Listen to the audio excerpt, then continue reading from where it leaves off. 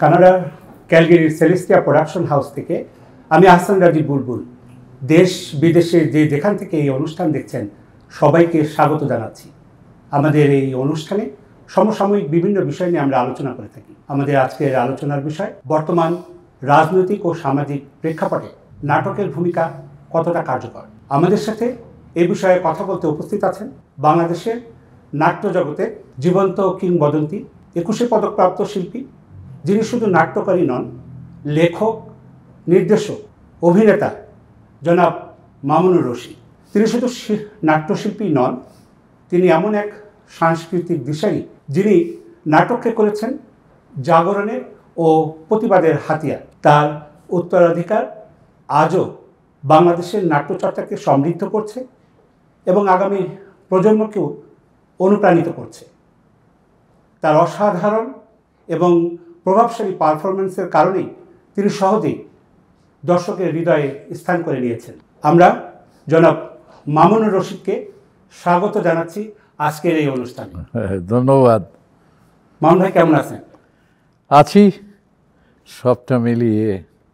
প্রবাসে কেমন লাগছে? আমি গত 17ই সেপ্টেম্বর, গতকালকে যারা 1 বছর হলো, আমার স্ত্রী বিয়োগ হয়েছে। এরপর আমি খুব নিঃসঙ্গ ছিলাম। জি। আমার ছেলে এখানে থাকে আমেরিকায়, ডালাসে, এবং মেয়ে থাকে দেশেই। তো আমার ছেলে খুব বলছিল যে তুমি এখন এই নিঃসঙ্গ জীবনে একটু আসো আমাদের সাথে। জি। আমি সেইভাবেই এপ্রিল মাসের 30 তারিখে রওনা দিলাম, কিন্তু পথিমধ্যে আমি অসুস্থ হয়ে গেলাম। জি।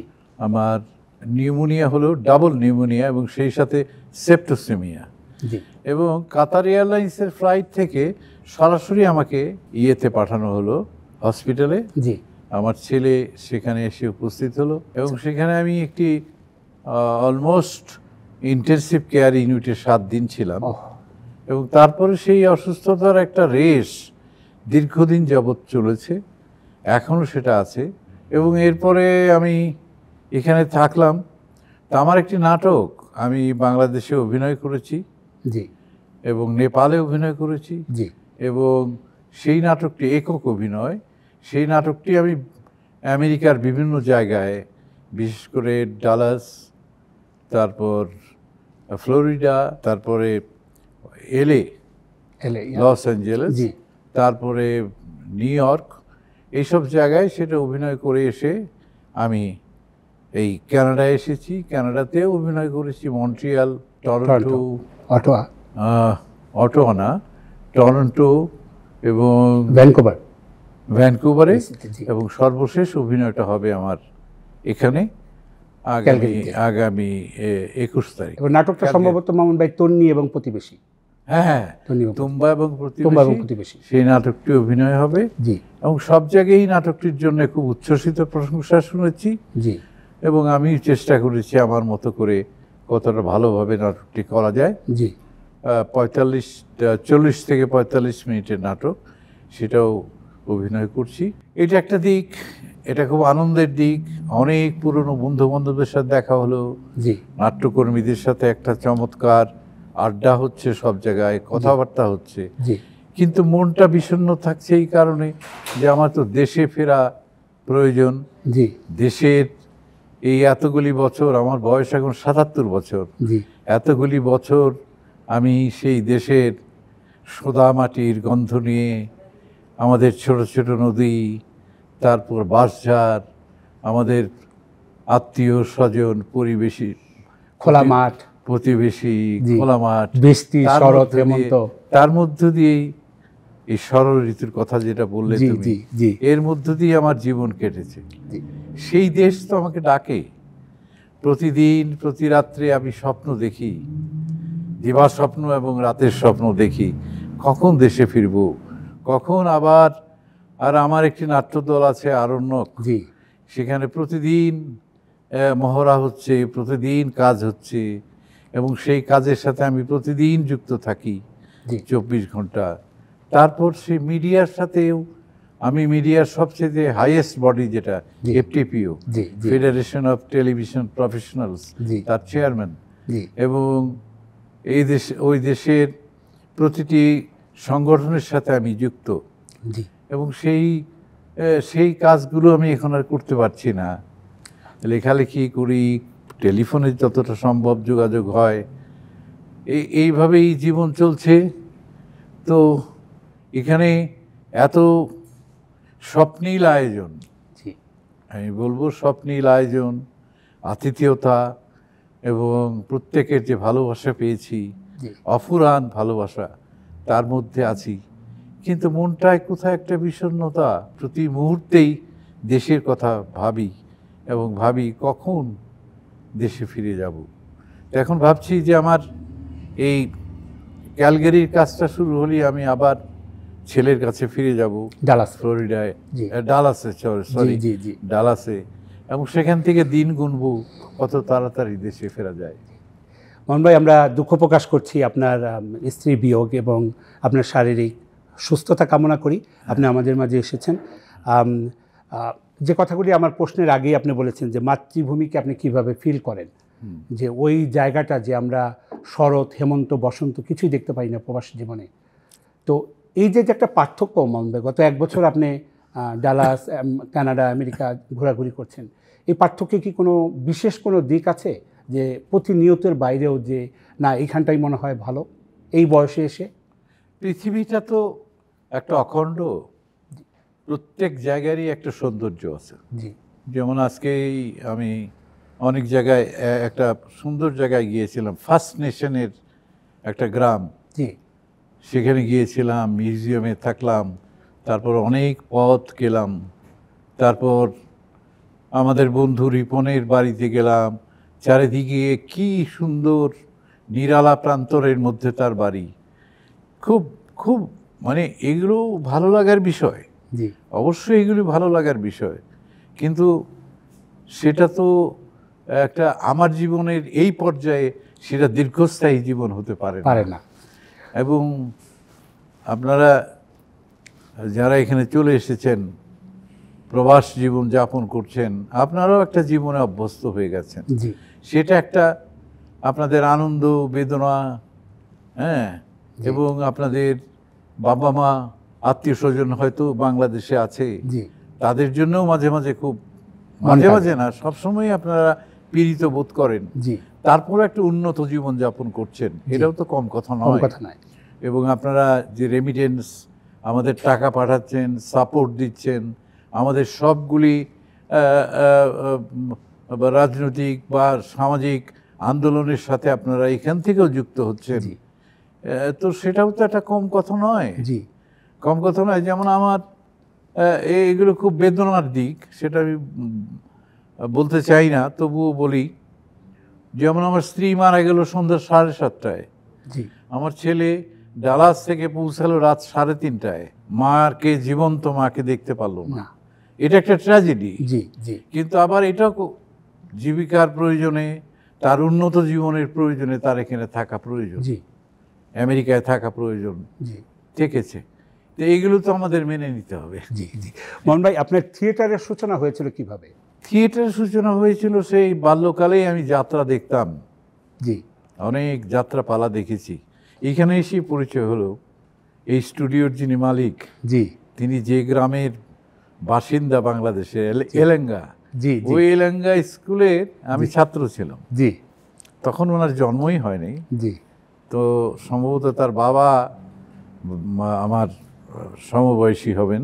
যে আপনি স্টুডিওর মালিক জাহিদ সাহেবের কথা বলছেন? জাহিদ, তো বলছিল, বলতে বলতেই আমার সেই বাল্যকালের যাত্রা দেখা, সেই সময়ের মানে যে ওই এলাঙ্গাকে কেন্দ্র করে ওখানে একটা জমিদার বাড়ি ছিল, এখনো আছে, দেবপ্রিয় ভট্টাচার্য ওই বাড়ির সন্তান। তো ও দেবপ্রিয় তখন অনেক ছোট, আমরাও ছোট, স্কুলে পড়ি, 5, 6, 7, 8 ছাত্র আমরা। তো সেইখানে যাত্রাপালা দেখতাম, এবং যাত্রাপালা দেখে সেখানে এবং অন্য জায়গায় এবং নানা ধরনের সাংস্কৃতিক আয়োজনের সাথে যুক্ত ছিলাম। ওগুলো দেখে আমার মনে হয়েছিল যে অভিনয় বিষয়টা, এটা একটা অভিনেতা অভিনেত্রী যারা এখন মঞ্চে অভিনয় করে, তারা খুব শক্তিশালী মানুষ। তারা মানুষকে হাসায়, কাঁদায়, জীবনের পরিবর্তন, অনেক কিছু দেখায়। তো সেই সব দেখেই আমার মনে জেগেছিল যে এই কাজটা করলে কেমন হয়। কিন্তু বাবা মা তো চাইছিলেন যে আমি আমলা হই, ইঞ্জিনিয়ার হই, ডাক্তার হই। জি। তো সেইগুলো ছাত্র হিসেবে খুব খারাপ ছিলাম না, তারপরেও কেমন করে এই দিকেই চলে এলাম। কলেজে যখন সেকেন্ড ইয়ারে পড়ি তখন একটা নাটক লিখলাম। জি। নাটকটা খুব প্রশংসিত হলো। নাটকটা মনে আছে নামটা? হ্যাঁ, মহানগরীতে একদিন। আচ্ছা। এটা হওয়ার পরে আরও ইনভলভ হয়ে গেলাম, অভিনয় শুরু করলাম। কলেজের নাটকে বিভিন্ন জায়গায় অভিনয় শুরু করলাম, পরিচালনা শুরু করলাম। তখন আমার বয়স 17 কি 18। সেই অবস্থায় এরপরে টেলিভিশন এলো 64 সালে। টেলিভিশনে তো একটা আমাদের কাছে বিস্ময়। এবং টেলিভিশন দেখে তখন মনে হলো টেলিভিশনে নাটক লিখবো, অভিনয় করব। এবং সেটাও শুরু হয়ে গেল 68 সাল থেকে। আপনার লেখা? আমার লেখা নাটক, নাট্যকার। এবং তারপরে মুক্তিযুদ্ধের সময় স্বাধীন বাংলা বেতার কেন্দ্রে গেলাম, সেখানেও নাটক লিখলাম। তো ওখান থেকেই এর আগেই 60-এর দশকে আমাদের মধ্যে একটা স্বপ্ন আবর্তিত হয়েছিল যে কলকাতায়, নিউ ইয়র্কে, লন্ডনে প্রতিদিন নাটক হয়, আমরা করি না। আমরা আমাদের কাছে ছিল একটা বার্ষিক নাটক, কলেজে, ইউনিভার্সিটিতে, এই হতো পাড়ায় পাড়ায় ওই বার্ষিক নাটক, ঈদের সময় সূচনাটা ওইভাবে হয়েছিল। তো তখন এই যে স্বপ্নটা, এই স্বপ্নটা 1971 সালে 16 ডিসেম্বরে দেশ স্বাধীন হলো।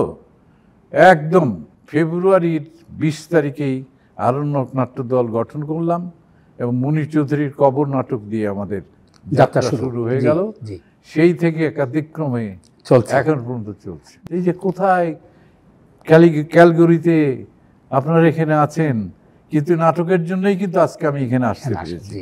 নাটক না করে যদি আমি একটা আমলা হতাম, আমি যদি একটা ইঞ্জিনিয়ার, ডাক্তার হতাম, হ্যাঁ এখানে হয়তো আমার নিজের বাড়িঘর হতো, থাকতাম এখানে, সেটা অন্য বিষয়, কিন্তু চাকরি করতাম। কিন্তু এই যে আমাকে একটা নাটকের লোক হিসেবে আজকে এখানে আমার যারা নাটকের বন্ধু, তারা আমাকে এখানে ছুড়ে দিয়েছে, এখানে নিয়ে এসেছে। কি আদর, কি আপ্যায়ন, কি ভালোবাসা, এটা আমি পেতাম না। 60 দশকের এই দীর্ঘ থিয়েটার পথ চলায় কি কি পরিবর্তন দেখতে পাচ্ছেন? 60 দশকে তো 60 দশকের যে থিয়েটার, সেটা তো ছিল একটা খুবই অ্যামেচার থিয়েটার। কিন্তু 70-এর দশকে এসে, যেমন আমি ছোট্ট একটা এক্সাম্পল দিই, যে আমরা তখন থিয়েটারে প্রম্পট হতো, উইংসের আড়াল থেকে একজন প্রম্পটার বলতো। 72 সালে যখন 20শে ফেব্রুয়ারি আমরা নাটক শুরু করলাম, তখন প্রথমেই প্রম্পটারকে বাদ দিলাম। অভিনেত্রীদের মুখস্থ করতে হবে। আর তখন 60-এর দশকে নাটক শুরু হতো 8টা, 9টা, 10টায়, সারা রাত ব্যাপী চলত। কিন্তু আমরা এসে ঠিক 6:30টায় নাটক শুরু হবে, 2 ঘন্টা নাটক বা 1.5 ঘন্টার নাটক, একটা ইন্টারভেল হবে, শেষ। এই যে সময়, এবং আমরা এই সেটিং, নাটকের ডিজাইনের ক্ষেত্রে অভিনয় নির্ভরতার উপর আমরা জোর দিতে শুরু করলাম। এবং আমাদের ওইরকম মঞ্চ নাটকের জন্য নাট্যকার, নির্দেশক ছিল না। নাট্যকার ছিলেন অনেকেই, মনির চৌধুরী ছিলেন, আসকার ইবনে শাইখ ছিলেন, নুরুল মোমেন ছিলেন, সৈয়দ ওয়ালিউল্লাহ ছিলেন।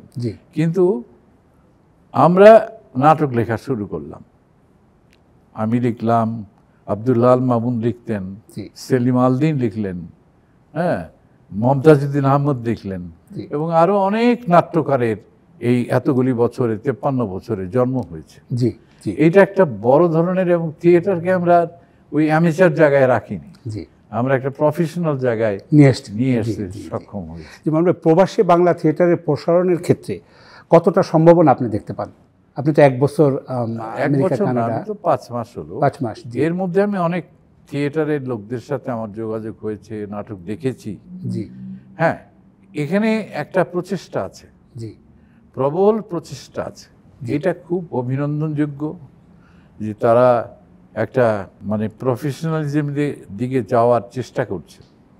কিন্তু একটা জিনিস মনে রাখতে হবে, যে এখানে যারা এসেছেন তাদের জীবিকার একটা সংকট আছে, জি, তাদের চ্যালেঞ্জিং লাইফ, জীবিকার কাজটা শেষ করে জি তারপর নাটকের কথা ভাবতে হবে। জি জি জি। কিন্তু আমি অবাক হয়ে যাই, যারা খুব সিরিয়াস জীবিকার সাথে যুক্ত তারাও কিন্তু সারাদিন হাড় ভাঙা পরিশ্রম, মানসিক পরিশ্রম, শারীরিক পরিশ্রম করে এসে তারা আবার রিহার্সেল করছে, রাত 10টা 11টা 12টা করছে, তাদের পারিবারিক জীবনকে একেবারেই বিসর্জন দিয়ে। কারণ হচ্ছে একটা লোক সকাল থেকে সারাদিন কাজ করেন, তারপর পরিবার তো তার কাছ থেকে কিছু চায়। অবশ্যই আমি বাংলাদেশে, আমি আমার মতো আরো অনেকেই যারা নাকি পরিবারকে বঞ্চিত করেছি এতগুলি বছর, আমরা এমনভাবে পরিবারকে বঞ্চিত করেছি, থিয়েটারের জন্য সন্ধ্যাটা ছাড়া,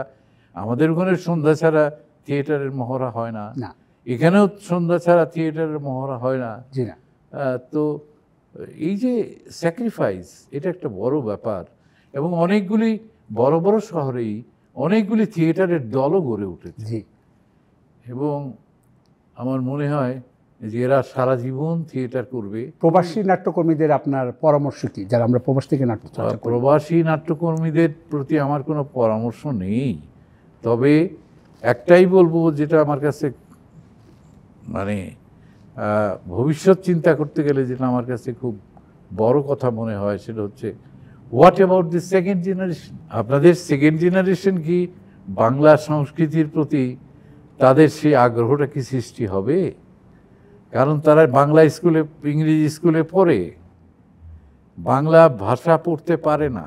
এটা বাংলাদেশেও সত্য যে আমাদেরই পরবর্তী জেনারেশন যারা ইংরেজি স্কুলে পড়ে তারা বাংলা পড়তে পারে না, এটা একটা সংকট। জি, আমরা বিদেশে নাটক প্রযোজনা নিয়ে আপনার কি কোনো পরিকল্পনা রয়েছে? অনেকেই আমাকে বলেছেন, কিন্তু আমার আপাতত কোনো পরিকল্পনা নেই। কিন্তু কেন নেই সেটা হচ্ছে যে বিদেশে নাট্য প্রযোজনা, বিদেশে যেটা হচ্ছে যারা নাটক দেখতে আসেন, যেমন আমি ভ্যানকুভারে দেখেছি, খুবই শিক্ষিত দর্শক, ওখানে কোনো অসুবিধা নেই। কিন্তু ব্যাপক দর্শকের কাছে পৌঁছাতে হলে যে এন্টারটেইনমেন্টের বিষয়টা আছে, সেই কাজটা হয়তো আমি ওইভাবে করতে পারবো না। আমরা আপনি বাংলাদেশের টিভি, মঞ্চ, সিনেমা সব জায়গায় আপনার দখল রয়েছে। মঞ্চ এবং টিভি মূল পার্থক্যটা কোথায়? অনেক পার্থক্য আছে। সেটা হচ্ছে যে মঞ্চে এক ধরনের অভিনয় করি আমরা, দর্শক থাকে সেখানে 500, 1000, তারপরে আবার 200-300 দর্শক থাকে। আমাকে দর্শকের কারণে অভিনয়টা একটু উচ্চকিত করতে হয়, এটা একটা। আরেকটা হচ্ছে যে মঞ্চে অনেক ক্রিয়েটিভ একটা মাধ্যম, সেখানে অনেক বিমূর্ত নাটক, বিমূর্ত ধারণার নাটক আমরা করতে পারি। কিন্তু আমি যখন মিডিয়াতে যাই, যেমন ধরেন যে মঞ্চে একটা নাটকে আমি একটা দিয়ে কি বলে, একটা জাস্ট একটা স্কেলিটন দিয়ে বুঝিয়ে দিতে পারি একটা দরজা। কিন্তু যখন আমি টেলিভিশনে বা সিনেমায় করি, তখন একটা রিয়েল দরজা লাগে। আমি যখন অভিনয় করি, আমার অভিনয়টাও রিয়েল হতে হবে, বাস্তবানুগ হতে হবে। আমি যে অভিনয় করতে গিয়ে মঞ্চে যে এক্সপেরিমেন্ট করতে পারি, কণ্ঠস্বর চেঞ্জ করতে পারি, পোশাক পরিচ্ছদের ক্ষেত্রেও আমি পরিবর্তন আনতে পারি, সেই পরিবর্তনটা কিন্তু আমি টেলিভিশনে বা মঞ্চে পারবো না। টেলিভিশনে যেমন ক্যামেরার একটা বড় ভূমিকা আছে, চলচ্চিত্রেও একটা বড় ভূমিকা আছে। আমার কোনো এক্সপ্রেশন উচ্চকিত করার প্রয়োজন নাই, ক্যামেরাটা আমার কাছে চলে আসবে। ক্যামেরাটা আমার কাছে চলে আসবে, আমি সেখানে খুব আস্তেই করে একটা এক্সপ্রেশন, একটা চোখের একটা ছোট্ট একটা অঙ্গভঙ্গি, সেটাও যদি খুব আস্তে করে করি, সেটাও কিন্তু পর্দায় অনেক বড় করে দেখা যাবে। আপনি অসংখ্য নাটক লিখেছেন মামুন ভাই, মঞ্চ নাটক লিখেছেন, তো আপনার লেখা মঞ্চ নাটকগুলোর ভিতরে কোনটা সবচেয়ে বেশি প্রিয় এবং কেন? এবং কেন অনেকেই প্রশ্ন করে, কিন্তু আমি বলি যে সবই আমার প্রিয়। এবং যেটা আমার খুব ব্যর্থ নাটক, ওইটা সবচেয়ে বেশি প্রিয় হয়। আচ্ছা, কারণ কোনো বাবা মার যে সন্তানটি পঙ্গু কোনো কারণে, জি, দেখা যায় ওই হচ্ছে বাবা মার সবচেয়ে প্রিয় সন্তান। জি, জি, আমার ক্ষেত্রেও তাই। এগুলোর পেছনে আমার শ্রম থাকে, পরিশ্রম থাকে, এবং আমি হয়তো মনে করি এটাই আমার শ্রেষ্ঠ কাজ। কাজেই ইন্ডিভিজুয়ালি কোনো কাজকে আমি আমার কাছে প্রধান মনে হয় না। আপনার অসংখ্য নাটকে সামাজিক ও রাজনৈতিক ইস্যু, এটা কি আপনার সচেতন সিদ্ধান্ত? অবশ্যই, অবশ্যই। আমি মনে করি যে নাট্যশিল্প এটা আমি একলা না, শেক্সপিয়ার থেকে শুরু করে সোফোক্লিস থেকে শুরু করে পৃথিবীর সকল নাট্যকারী, রবীন্দ্রনাথ, জি, তারপর দীনবন্ধু মিত্র, জি, সবাই ভেবেছেন যে এটা একটা ভূমির টান, জি, যে আমার ভূমির যে মানুষগুলো আছে তাদের সংঘাত, তাদের জীবনের দ্বন্দ্ব, তাদের আশাকাঙ্ক্ষা মঞ্চে দেখাতে পারলে মানুষ সচেতন হবে। আপনার রারাং নাটকটা আপনার মাইল ফলক আপনার জীবনের, আমি মনে করি একটা মাইল ফলক। তখন আমি বিশ্ববিদ্যালয়ের ছাত্র। আমরা ওই সময়টা আমাদের যে 90 দশক বা তার পরের যে দশক, আর বর্তমান যে তরুণ প্রজন্ম, এই তরুণ প্রজন্মের নাটক দেখার আগ্রহ দিন দিন কমে যাচ্ছে। এটা কি আপনি কিভাবে দেখেন? ব্যস্ততা আর ইন্টারনেটের যুগ, একটা আজকের প্রজন্ম সবসময় তারা এটাই দেখে যে কন্টেম্পোরারি বিষয়, সমসাময়িক বিষয়, জি, যে সেলফোন তাদের জীবনে আসলে একটা বড় ব্যাপার। এবং নাটক বা যে কোনো শিল্পের কাজ, যেগুলো খুব সিরিয়াস শিল্পের কাজ, সেগুলোর থেকে মুহূর্তের জন্যে সবাইকে না, কিছু কিছু ছেলেরা আছে এখনো একেবারে খুব সিরিয়াসলি টেলিভিশনে কাজ করছে, মঞ্চে কাজ করছে, ডকুমেন্টারিতে কাজ করছে, বিভিন্ন জায়গায় কাজ করছে, সেটাও আছে। জি, কিন্তু আবার আগ্রহ বাড়ছেও অনেক ক্ষেত্রে। জি, অনেক ক্ষেত্রে আমি দেখেছি আগ্রহ বাড়ছেও। বাংলাদেশের নাটককে আন্তর্জাতিক অঙ্গনে নিতে কি কি দিক আপনি মনে করেন? অলরেডি আন্তর্জাতিক মঞ্চে আমাদের নাটক আছে। জি, আমরা গত 50 বছরে বা 52 বছরে, 53 বছরে আমরা নিয়ে গেছি আমাদের অভিনয় শৈলী, আমাদের ডিজাইনিং নিয়ে গেছি। আমাদের এখানে নাটক দেখতে আসে, আমরাও বহুবার বিদেশে গিয়েছি জি, আমাদের নাটকের দল নিয়ে, এবং সেখানে খুবই প্রশংসিত হয়েছে। কারণ ওরা ভাবে যে একটা দেশ, সেখানে ট্রেইনড ওয়েতে নাটক হয় না, গিফটেড অ্যাক্টার্স, সেখানে তারা কি করে নাটক করে, এরকম এই প্রশ্ন আমাকেও করেছে বহুবার। জি, আমি যখন দিল্লিতে গেছি, সারা বিশ্বের নাটক এসেছে সেখানে। আমি সাউথ কোরিয়াতে গেছি, বা আমেরিকার বিভিন্ন জায়গায়, জার্মানিতে গেছি। জার্মানিতে আমার নিজের নাটক অনুবাদ হয়ে জার্মান ভাষায় সেখানে অভিনীত হয়েছে। জি, তো সেখানেও আমাকে প্রশ্ন করেছে, তোমাদের তো ডিকটেটরের দেশ, তোমাদের বন্যা মহামারী, এইগুলির দেশ, সেখানে কি করে তোমরা এত প্রফেশনাল লেভেলের নাটক করো? জি, খুবই ভালো দিক বাংলাদেশের জন্য। হ্যাঁ, তো সেখানে আমি উত্তর দিয়েছি, নাটকটা দেখো। দেখার পর তারা আরও উচ্ছ্বসিত হয়েছে, প্রশ্ন করেছে। কাজেই আন্তর্জাতিক জায়গায় আমরা চলে গেছি। জি, এখন এটাকে আরও উন্নতি করা। নাটক রচনা, পরিচালনা এবং অভিনয়, তিনটার কোনটা আপনি বেশি পছন্দ করেন? তিনটাই আমার পছন্দের জায়গা। আসলে কাজটা তো একই। আপনার জীবনে এমন কোনো ঘটনা আছে যে নাটক লেখার প্রেরণা শুরু করে? যেমন এখনই যে নাটকটা আমি করব এখানে, জি, এটার প্রেরণা হচ্ছে আমার স্ত্রী খুব অসুস্থ ছিল, দীর্ঘদিন অসুস্থ থাকতো, এবং আমার অসুস্থ বাসায়, এবং তার ঘুম হতো না, একটা বড় সমস্যা। জি, তো আমার বাসার নিচেই বিখ্যাত পরিচালক অনিমেষ আইচ থাকেন। জি, তো অনিমেষ আইচের একটা কুকুর আছে। জি, ওই কুকুরটা খুব ঘেঘু করে, এবং আমাদের অ্যাপার্টমেন্টের লোকজন খুব বিরক্ত। জি, 2-1 বার প্রস্তাব এসেছে যে ওটাকে বের করে দেবো। জি, তো আমি ওটা ঠেকিয়েছি। তো একদিন আমার স্ত্রী ওকে ডেকেছে, অনিমেষকে ডাকো। আমি অনিমেষকে ডাকলাম। তো আমার স্ত্রী বিছানার কাছে ডাকলো, অনিমেষ এদিকে আয়। তো অনিমেষ তো ভয়ে ভয়ে আছে যে নিশ্চয়ই ওর কুকুর নিয়ে কথা বলবে। জি, তো বললো যে অনিমেষ, তোর কুকুরটা ডাকে না কেন রে? তখন বলল যে ডাকে না, ফ্ল্যাটে কেউ চায় না, আমি ঘরের ভিতরের দরজা দিয়ে রাখি। না না, কুকুরটাকে ছেড়ে দে, ও আওয়াজ করুক। ও কুকুরটা আওয়াজ না করলে আমার তো ঘুম আসে না।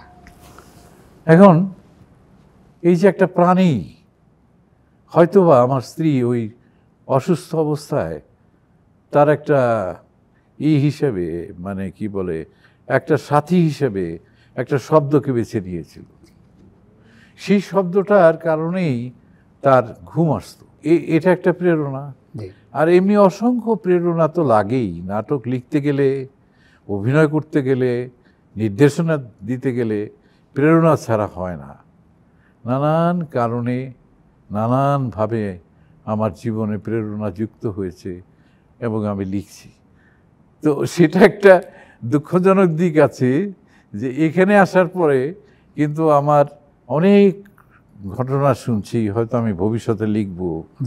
অনেক প্যাথেটিক স্টোরি, অনেক ট্র্যাজিক স্টোরি শুনছি, যেগুলো হচ্ছে ইয়েকে নিয়ে, কি বলে, এই অভিবাসন নিয়ে। সেগুলো নিয়ে হয়তো লিখব ভবিষ্যতে, কিন্তু তাৎক্ষণিক কোনো প্রেরণার এখানে সৃষ্টি হচ্ছে না, কিন্তু হবে। কারণ হচ্ছে অনেক অনেক গল্প শুনেছি এখানে। ধন্যবাদ আপনাকে আমাদের আজকের অনুষ্ঠানে আসার জন্য।